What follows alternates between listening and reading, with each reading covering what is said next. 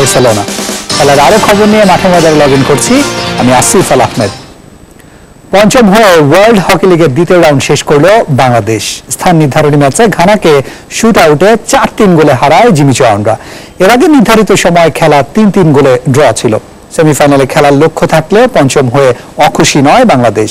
ঘরের মাঠে এশিয়া কাপই এখন বাংলাদেশের প্রধান লক্ষ্য। এদিকে প্ল্যান্টি শুট আউটে চীনকে হারিয়ে চ্যাম্পিয়ন হয়েছে মালয়েশিয়া। বিস্তারিত জানাচ্ছেন আব্দুল বাকি।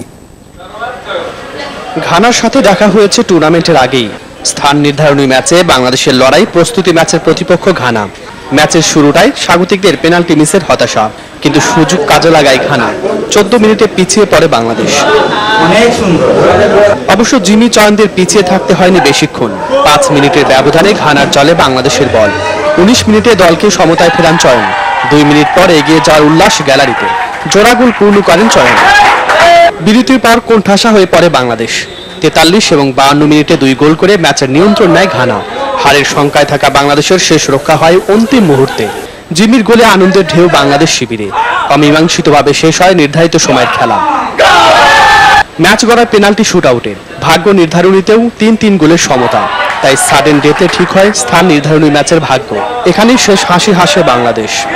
পঞ্চম হওয়ায় বিশ্ব র্যাঙ্কিংয়ে উন্নতি হবে বলে মনে করেন গোলরক্ষক জাহিদ হোসেন। আর কোচের পর্যবেক্ষণে ঘষামাচা করতে হবে সব বিভাগই। খেলোয়াড়দের পারফরমেন্সে উন্নতি অবনতি ছিল। পেনাল্টি মিস ছাড়াও সব বিভাগে কাজ করার আছে। সামনে এশিয়া কাপে আরো বড় দলগুলোর মোকাবেলা করার প্রস্তুতি নিতে হবে আমাদের। এই ম্যাচে লড়াই করে পাওয়া জয়ে আমি খুশি। এবার আমরা র্যাঙ্কিং যেহেতু আমরা 5-এ আসছি, সেহেতু আমাদের র্যাঙ্কিংও কমবে আর আমাদের ইনশাল্লাহ নেক্সট স্টেপ আরো ভালো। যেহেতু দেশের মাটিতে খেলা আমাদের, এশিয়া কাপে আমরা অবশ্যই ইনশাল্লাহ ভালো রেজাল্ট করতে পারবো। ওমানের বিপক্ষে হারটাই বড় ব্যর্থতা বাংলাদেশের। এশিয়া কাপের আগে খেলোয়াড়দের ভুলগুলো শুধরে নেওয়ার লক্ষ্য কোচ অলিভার কার্টোজের। আব্দুল বাকি, এসটিভি, ঢাকা। বৃষ্টি ভাসিয়ে নিয়েছে ডানেডিন টেস্টের পঞ্চম দিনের পুরোটা। এর ফলে উত্তেজনাপূর্ণ টেস্টের সমাপ্তি হলো নিষ্প্রাণ ড্রয়ের মধ্য দিয়ে। শেষ দিনে একটি বলও মাঠে গড়ায়নি। দ্বিতীয় ইনিংসে 6 উইকেটে 224 রান নিয়ে আজকের খেলা শুরুর অপেক্ষায় ছিল দক্ষিণ আফ্রিকা।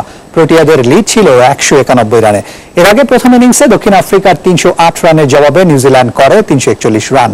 3 ম্যাচ সিরিজের দ্বিতীয় টেস্ট শুরু হবে আগামী বৃহস্পতিবার ওয়েলিংটনে। কিন্তু দ্বিতীয় টেস্টের আগে দুঃসংবাদ পেয়েছে নিউজিল্যান্ড। ইনজুরির কারণে পরের টেস্ট খেলতে পারবেন না অভিজ্ঞ ব্যাটসম্যান রস টেইলর। তার জায়গায় ডাক পেয়েছেন নেইল ব্রুম। হ্যামিল্টনে শেষ টেস্টের আগে টেইলরের ইনজুরির অবস্থা পর্যবেক্ষণ করা হবে।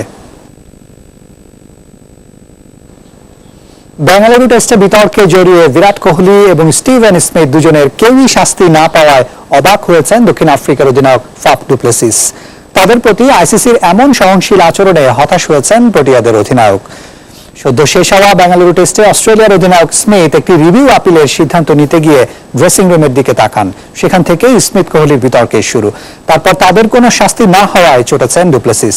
তিনি জানান, এই দুদেশের অধিনায়কের ক্ষেত্রে যতটা সহনশীল হয়েছে ক্রিকেটের নিয়ন্ত্রক সংস্থা, তার ক্ষেত্রে আরও ছোট অপরাধে কঠিন হয়েছে আইসিসি।